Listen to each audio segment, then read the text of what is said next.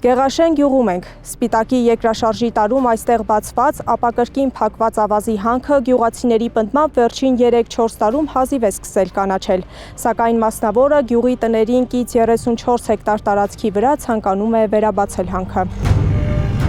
Կոտայքի Գեղաշեն գյուղի բնակիչներն առաջին անգամ իրենց ծառերին փոշու եւ ծանր երկաթների նստված 1980-ականների վերջին են տեսել։ Մարատը հիշում է, մինչև 93 թվական գործեց ավազի հանքը, ապա փակվեց։ Դարձյալ բացվելու խոսակցությունները խորհրդարանի ընտրությունից հետո կրկին ակտիվացել են։ Գյուղի բնակիչները սա պատահականություն չեն համարում։ Դատից հետո տեսվեց, որ ձեները կդրվել էր, որ իրանք պարտվան էլ բան չկար։ Հիմա այս ընտրություններից հետո նորից մարդիկ ոտքի ելան։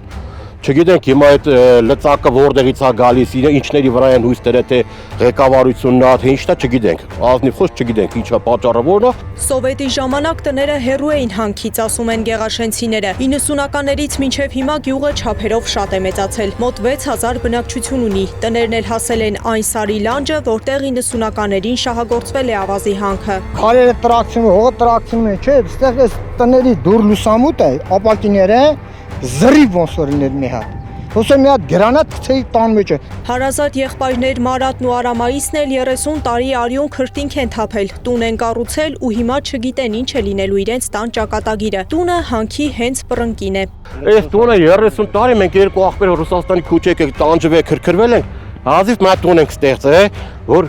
ասենք երկու աղբեր մի օջախի մեջ չմնանք, մեկը ստեղաբրում, մեկը հայրական օջախի մեջ է։ Հիմա 5 տարի չկարնանք մեր տունը վայելենք հանգիստ խղճով։ Գյուղացիների զբաղմունքը անասնապահությունն է։ 34 հեկտար տարածքը, որի վրա ուզում են բացել հանքը, իրենց գյուղի միակ արոտավայրն է։ Ինչ ենք անելու, ինչով ենք զբաղվելու, բողոքում են գյուղացիները։ Մեր ընդամենը գյուղի տարածքը արոտավայրեր է։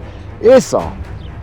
ուրիշ արոտավայր մեզի չունենք, սաղ արդեն վարելա հողեր են, բաներ են, չունենք։ Հանգիստ ապրում էին բնակիչները, մինչև առաջին անգամ 2021-ին անտրացից ՍՊԸ-ն ձեռք բերեց տարածքը։ Աբովյանի համայնքապետարանը գեղաշենցիների բարձրացած խնդիրը լսելով շահագործման թույլտվություն չի տվել ընկերությանը։ Անտրացիտի ղեկավարությունն էլ դատի է տվել Աբովյանի համայնքապետարանին։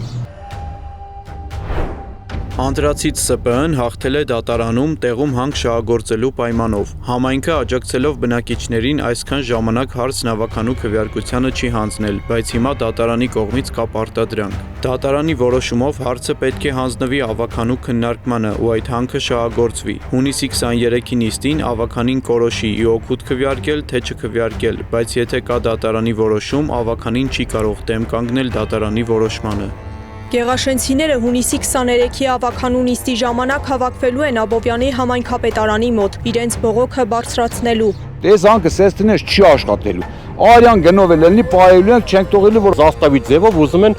չերեզ ավականիներ, որ շտապ աբջեփ կերպով, ասենք մեկ 3-4 օրվա մեջ 5 օրվա մեջ է, այս հարցերը լուծեն, գան հանքը բացեն։ Ճակատագրական որոշում է կայացվելու, ասում են գեղաշենցիները, պնդում են բիզնեսին դեմ չեն, նրանց մասնավոր տարածքն է, եթե ջերմոց բացեն, ծառեր տնկեն, պատրաստ են անգամ անվճար աշխատել, բայց հանքը այն էլ 6000 բնակչություն ունեցող գյուղի վերևում թույլ չեն տալու բացվի։ Ավականի ստորագրի,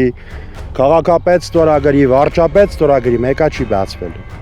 Սեդա Գյուրեղյան, Տարոն Ղանդիլյան, Գեղամ Ղազարյան, ABC Media։